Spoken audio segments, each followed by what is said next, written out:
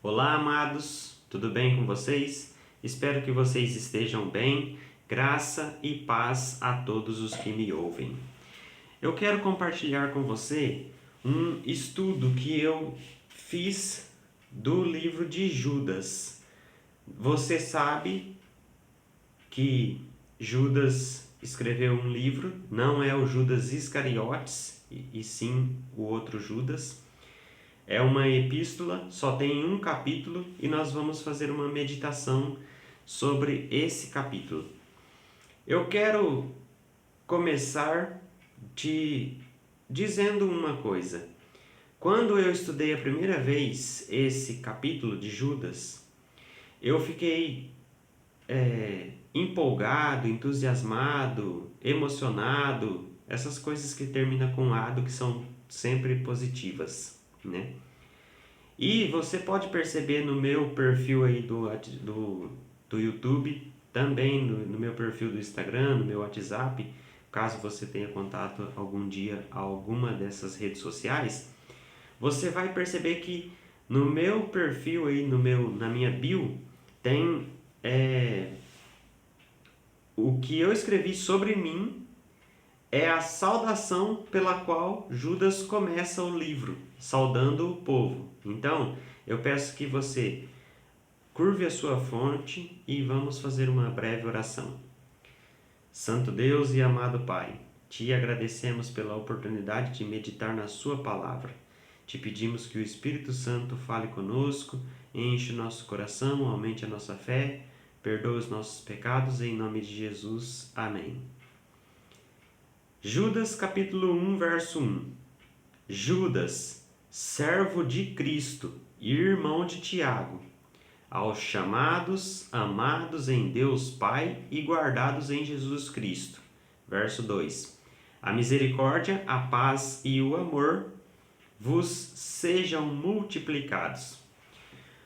Eu não sei se você sabe, mas esse Judas, dito aqui irmão, servo de Jesus Cristo e irmão de Tiago, ele era também irmão de Jesus, porque Jesus era irmão de Tiago, e sendo ele irmão de Tiago, então ele também era irmão de Jesus.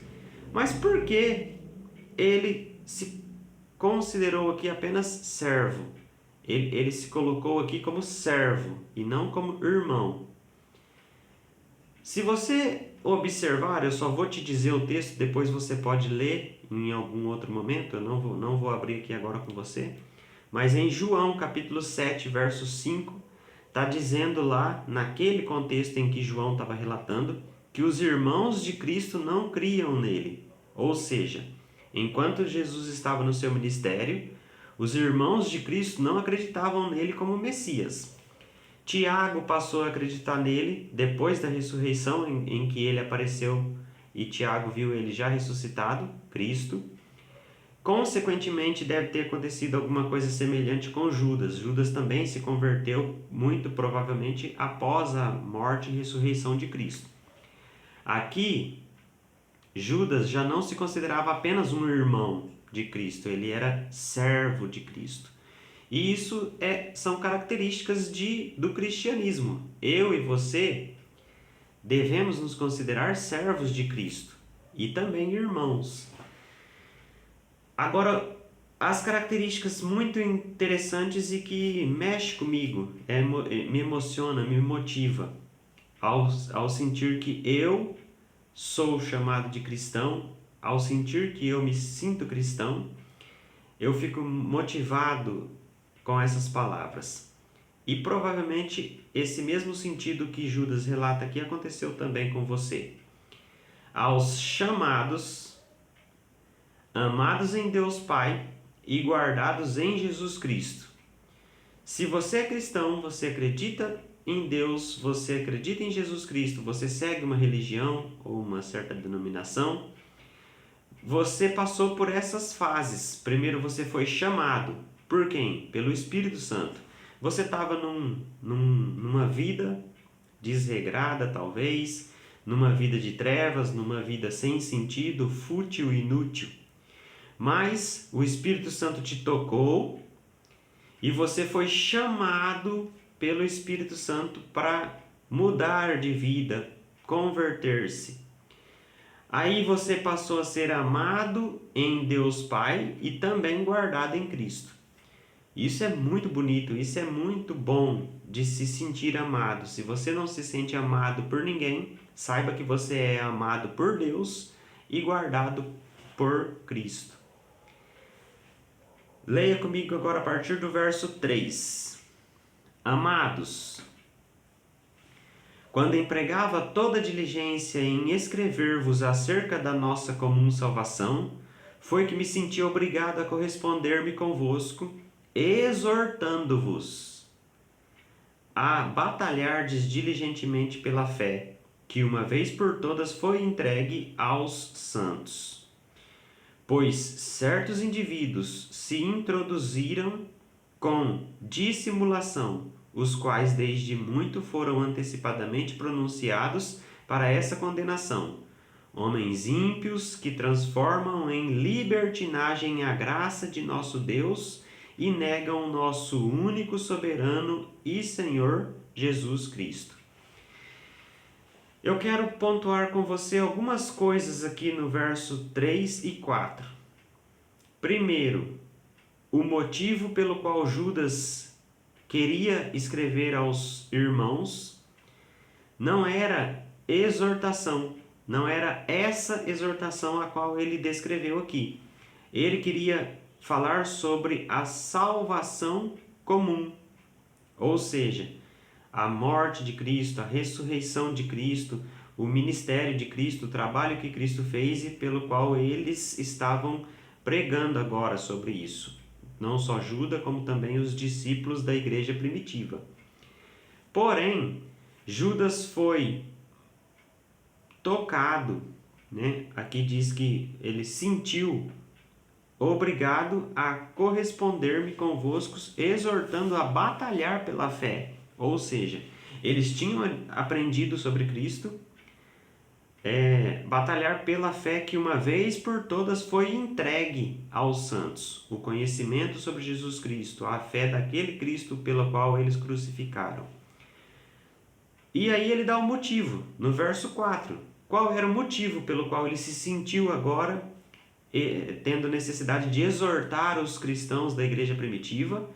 Por causa de certos indivíduos que se introduziram com dissimulação. Ou seja, hoje, não diferente daquele tempo, hoje também temos pessoas que com dissimulação entram dentro da igreja, pregam sobre Deus, falam da Bíblia, mas são pessoas ímpias que transformam em libertinagem a graça de nosso Deus e negam o nosso único soberano e Senhor Jesus Cristo. Libertinagem é uma palavra que também pode significar, tem o mesmo sentido de licenciosidade, imoderadamente e irreverência. Ou seja, existe hoje também, assim como existia na época da igreja primitiva, pessoas que se infiltram no nosso meio, no meio cristão, no cristianismo, e dissimulam a palavra de Deus conforme convém. Por causa disso, Judas foi tocado a escrever aos cristãos da igreja primitiva sobre a real necessidade de que eles batalhassem pela fé. Aí, continuando, o capítulo nos dá agora alguns exemplos de punição dos ímpios.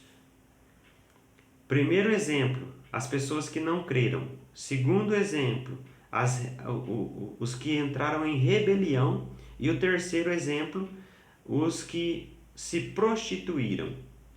Isso está no versos 5, 6 e 7. Leia comigo. Quero, pois, lembrar-vos, é Judas que está falando. Quero, pois, lembrar-vos, embora já estejais cientes de tudo, uma vez por todas, que o Senhor, tendo libertado um povo, tirando-o da terra do Egito, destruiu depois os que não creram. Você conhece a história do povo de Israel, da saída deles do Egito, do Êxodo? E se você parar para analisar, estudar a história, você vai ver que quase todos os que saíram do Egito passaram 40 anos perambulando, e esses que passaram 40 anos perambulando no deserto, era para ser 40 dias, foram 40 anos, eles não entraram na nova Canaã celestial, porque eles não creram, então eles se perderam pelo caminho, morreram pelo caminho. Mas aí Judas continua, no verso 6, e há anjos, os que não guardaram o seu estado original, mas abandonaram o seu próprio domicílio. Ele tem guardado sobre trevas em algemas eternas, para o juízo do grande dia. Aqui é um simbolismo. Não tem nenhum anjo guardado agora, não tem nenhum anjo guardado sobre trevas atualmente. Mas eles já estão condenados, eles já estão esperando a sentença, o cumprimento da sentença, né? Esses anjos, eles se rebelaram contra Deus. E por ter se rebelado contra Deus, eles já estão condenados. Ainda não foi aplicado a condenação, por isso simbolicamente fala que eles estão guardados sobre trevas em algemas eternas. Mas acredite, isso é apenas um símbolo, uma maneira de dizer que eles já estão condenados, porque eles estão aqui na terra. E eles estão aqui para atormentar você, servo de Deus, irmão de Jesus Cristo. E continua, verso 7. Como Sodoma e Gomorra e as cidades circunvizinhas que, havendo-se entregado à prostituição, como aqueles, seguindo após outra carne, são postas para exemplo do fogo eterno, sofrendo punição. Aqui, mais uma vez, ele usou uma figura de linguagem, porque Sodoma e Gomorra não estão queimando um fogo eterno, porque se isso fosse literal, Sodoma e Gomorra estava queimando até hoje. Você não vê nenhuma cidade queimando até hoje. Então, era só uma maneira, uma figura de linguagem para dizer que a consequência da prostituição de Sodoma e Gomorra é eterno. Não tem medição de tempo. Não é que eles estão queimando até hoje, é que a consequência foi eterna. Verso 8. Ora, estes os que não creram, os que entraram em rebelião e os que se prostituíram, quais? Ora, verso 8. Ora, estes da mesma sorte, quais sonhadores, alucinados, não só contaminam a carne, como também rejeitam o governo e difamam autoridades superiores. É o sentido que eu disse da palavra libertinagem. Libertinagem também significa irreverência. Ou seja, eles não estão nem aí com autoridade, nem com governos superiores. Contudo, verso 9. Contudo, o arcanjo Miguel, quando contendia com o diabo e disputava a respeito do corpo de Moisés, não se atreveu a proferir juízo infamatório contra ele. Pelo contrário, disse: o Senhor te repreenda. Satanás já está condenado, assim como os anjos também que o seguiram. Mas eu não tenho direito de julgar o meu irmão, eu não tenho direito de julgar ninguém, eu não tenho direito de julgar essas pessoas que se infiltram na igreja para dissimular a palavra de Deus. Esse julgamento pertence a Deus. O que eu posso fazer? Me afastar deles, ou impedir, caso eu tenha um cargo de autoridade na igreja, impedir que eles façam isso na minha religião, na minha denominação, na minha doutrina. Continua no verso 10. Estes, porém, ainda se referindo aos ímpios. Estes, porém, quanto a tudo o que não entendem, difamam, e quanto a tudo o que compreendem por instinto natural, como brutos, sem razão, até nessas coisas se corrompem. Ai deles, aqui um aviso, um modelo de vida dos ímpios. Verso 11. Ai deles, porque prosseguiram pelo caminho de Caim, e movidos de ganância se precipitaram no erro de Balaão, e perecem na revolta de Corá. Até aqui, Judas deu uma orientação, um aviso, um alerta de pessoas que se infiltram para mexer, dissimular, atrapalhar a doutrina e a comunhão das outras pessoas. Porém, agora ele fala mais especificamente aos líderes. Estes homens, verso 12, estes homens são como rochas submersas em vossas festas de fraternidades, banqueteando-se juntos sem qualquer recato, pastores que a si mesmos se apacentam, nuvens sem água, impelidas pelos ventos, árvores em plena estação dos frutos, destes desprovidas, duplamente mortas, desarraigadas. Ondas brávias do mar, que espumam as suas próprias sujidades, estrelas errantes, para as quais tem sido guardada a negridão das trevas para sempre. Ou seja, pastores que cuidam de si mesmo, dos seus interesses, e não da irmandade, e não da mensagem de Cristo, uma mensagem cristocêntrica. Abra sua Bíblia comigo no livro de Tiago, capítulo 3. Tiago, capítulo 3, verso 1 diz assim: Meus irmãos, não vos tornei muitos de vós mestres, sabendo que havemos de receber maior juízo. Ou seja, eu, Tiago Rodrigues, estou aqui compartilhando com você uma mensagem que eu aprendi na Bíblia. Ou seja, de certa forma, eu estou sendo seu mestre na questão de estar te ensinando, caso você não saiba esse conteúdo. Sobre mim, sobre o pastor da tua igreja, o bispo, o presbítero, o ancião, o líder da sua igreja, caberá uma punição maior, exatamente pelo que está dizendo aqui em Tiago, sabendo que havemos de receber maior juízo, porque eu ensino errado para você, eu não estou só fazendo com que você se perca, eu estou me condenando, eu estou te condenando e a todos os que ouvem. Então, sabendo disso, eu sei que sobre mim e sobre qualquer autoridade da igreja caberá um castigo maior. O texto diz assim, o finalzinho do versículo 13, diz assim: Estrelas errantes, esses que ensinam de maneira dissimulada, que mudam a palavra, ensinam da maneira que é conveniente, da maneira pela qual eles querem. O verso 13 termina assim: são estrelas errantes para as quais tem sido guardada a negridão das trevas para sempre.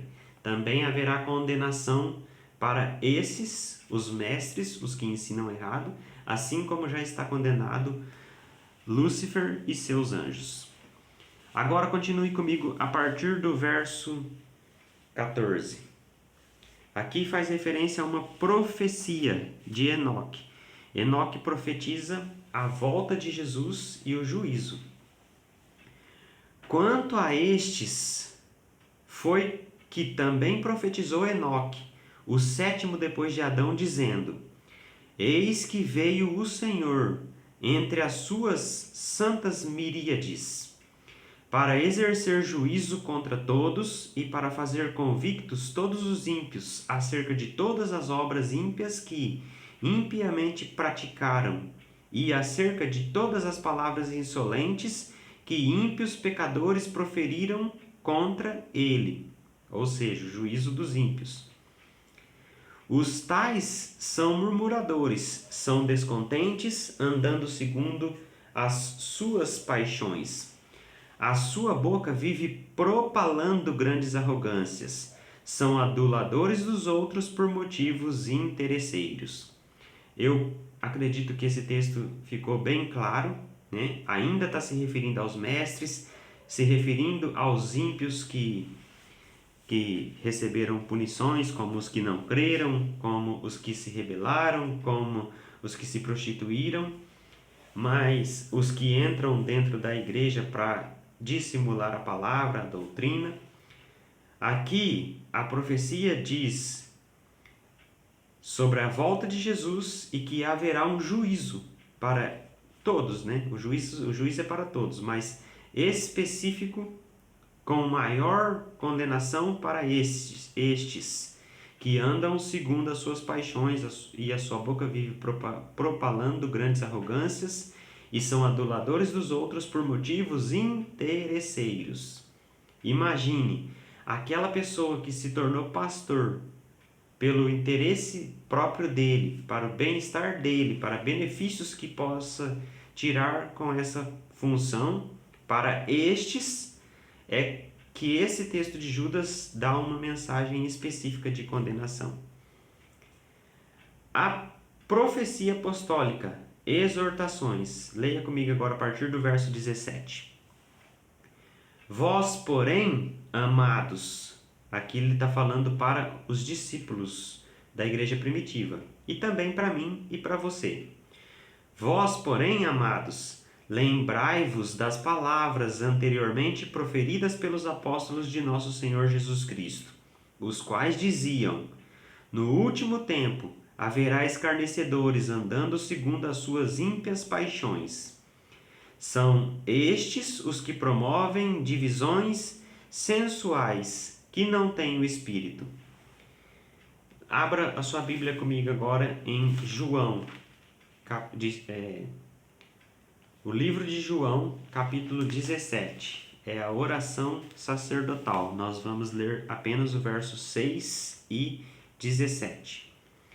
Verso 6. Jesus na sua oração, orando a Deus, o Pai, ele disse ao Pai: manifestei o teu nome aos homens que me deste do mundo. Eram teus, tu mos confiaste, e eles têm guardado a tua palavra. Observe o finalzinho desse versículo. Os homens a quem Deus deu a Jesus, os confiou a Jesus, eles têm guardado a tua palavra, a palavra de Deus, ou seja, a Bíblia. Verso 17. Santificai-os na verdade, a tua palavra é a verdade. Se você quer saber se está passando por essa situação de pessoas que entram na sua igreja, na sua comunidade para dissimular as coisas e fazer conforme os próprios interesses dele, se apegue na palavra. Tenha a Bíblia como sua única fonte. Confirma na Bíblia o que as pessoas ensinam. Estude você mesmo por conta própria, porque a salvação é individual, ninguém vai ser salvo. Você não vai ser salvo pelo conhecimento que você tem passado pelo irmão, pelo pastor, pelo pregador. Você vai ser salvo pelo seu conhecimento. Então busque conhecer a palavra. E aqui está dizendo que vós, porém, amados, lembrai-vos das palavras anteriormente proferidas pelos apóstolos. Você tem a Bíblia toda, de Gênesis a Apocalipse, para tirar prova de tudo que os outros falam sobre religião, sobre doutrina, se tem base na Bíblia, se realmente é a vontade de Deus. Continua agora no verso 20. Vós, porém, amados, edificando-vos na vossa fé santíssima, orando no Espírito. 21. Guardai-vos no amor de Deus, esperando a misericórdia de nosso Senhor Jesus Cristo para a vida eterna. Aqui tem um outro sinal do que você precisa fazer. Vós, porém, amados, edificando-vos na vossa fé santíssima, orando no Espírito Santo. Para que você se edifique na vossa fé, Anteriormente, nos versos 17, 18 e 19, verso 17, 18 e 19, Judas abriu os nossos olhos para a necessidade de estudarmos a palavra. No verso 20, ele disse que isso nos fará edificar na fé, mas que também devemos orar ao Espírito Santo. Por que orando no Espírito Santo? Porque o Espírito Santo foi quem orientou, quem transmitiu a mensagem aos que escreveu. Eles foram inspirados por Deus, por meio do Espírito Santo, para que escrevesse essa mensagem. E para que nós entendamos, é bom que nós venhamos a pedir a mesma orientação do Espírito. O mesmo Espírito que orientou quem escreveu, ele também pode nos orientar para que venhamos a entender. Guardai-vos no amor de Deus, esperando a misericórdia de nosso Senhor Jesus Cristo. Mantenha-se em Cristo. Se você quer alcançar a vida eterna, o motivo, a razão, a justificativa para que você alcance isso é Cristo. Porque Cristo é o nome sobre todos os nomes. Não há nome maior do que o dele. E compadecei-vos de alguns que estão na dúvida. Eu quero parar agora só nesse verso, 22. E depois eu vou te explicar também o 23. No verso 22, compadecei-vos de alguns que estão na dúvida. Imagina que você encontra aquele irmão que tem vontade de se encontrar com Cristo, que quer aprender sobre a palavra de Deus, mas ele está em dúvida e ele não tem o conhecimento. Você já estando orientado sobre aquele assunto, o apóstolo, o discípulo, o Judas, servo de Jesus, ele diz para que você se compadeça dessas pessoas, que são os que estão na dúvida, para tirar a dúvida dele e ajudar ele a encontrar o caminho da salvação. Já o verso 23 fala assim: salvai-os, arrebatando-os do fogo, ainda fazendo referência aos que estão na dúvida. Só que aqui, depois de arrebatando-os do fogo, o texto diz assim: quanto a outros, sede também compassivos em temor, detestando até a roupa contaminada pela carne. Imagino eu que aqui já faz referência aos que estão ensinando errado, aos mestres, aos que discipulam a palavra. Primeira coisa, diz assim: sede compassivos, também compassivos em temor. Ou seja, que você respeite essa pessoa, porque você não cabe a você julgamento. Como diz no verso 9, né? Quando o arcanjo Miguel contendia com o diabo, o Senhor te repreenda. O arcanjo Miguel disse: o Senhor te repreenda. Embora ele poderia repreender, porque o Miguel e Jesus são a mesma pessoa. Se você quiser, depois eu posso fazer um estudo sobre isso te explicando. É só você pedir aí nos comentários e eu faço um outro vídeo falando sobre isso, que Miguel, o arcanjo Miguel e o Senhor Jesus Cristo são as mesmas pessoas em funções diferentes. Quando Jesus estava comandando o exército, ele era arcanjo Miguel. Quando ele está ao lado de Deus, intercedendo por nós, ele é Jesus Cristo. Voltando aqui agora onde eu estava. Sede também compassivos em temor, detestando até a roupa contaminada pela carne. Ou seja, tenha respeito por essas pessoas, não faça julgamento para com eles, porque isso cabe a Deus. Mas também não se associe a eles, não se junte a eles e não seja cúmplice do erro que eles cometem.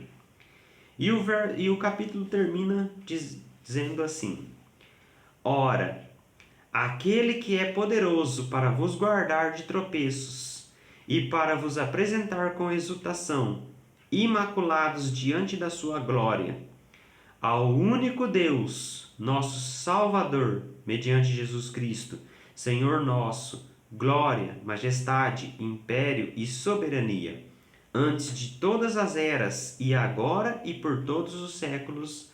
Amém. O que esse texto, o que esses versos estão querendo te dizer? Verso 24. Você pode cair, mas Deus tem o poder para impedir que você caia. Porém, isso é uma escolha sua, porque você tem o livre-arbítrio. Deus não vai te prender aqui e falar assim, você é meu adorador e pronto, acabou. Deus te deu liberdade de escolha para que você escolha ser adorador, para que você escolha estar em comunhão com Deus, para que você escolha uma vida de santidade. Mas, porém, se você cair, Deus tem o poder de te levantar. O texto diz, aquele que é poderoso para vos guardar de tropeços. Deus pode guardar que você tropece, e se você por acaso cair, Ele pode te ajudar a levantar. Jesus, e o verso 25, ao único Deus, nosso Salvador, mediante Jesus Cristo, Senhor nosso, glória, majestade, império e soberania, antes de todas as eras, e agora e por todos os séculos. Amém. Jesus é o nosso único Senhor e Salvador. Não há salvação se não for por Jesus. Eu espero que essa mensagem tenha sido clara para você. Que Deus abençoe sua vida, que você possa, por meio do Espírito Santo, buscar conhecer mais Jesus, estar mais próximo dele, ter uma vida de afinidade com ele. Deus abençoe sua vida. Vou ficando por aqui. Feche os seus olhos e ore comigo. Santo Deus e amado Pai, além dessas lições que aprendemos no livro de Judas, a Bíblia tem inúmeras outras lições para nos ensinar, porque ela é o nosso manual de instrução. Se temos necessidade de uma orientação nesse mundo sobre qualquer assunto, a Bíblia pode esclarecer.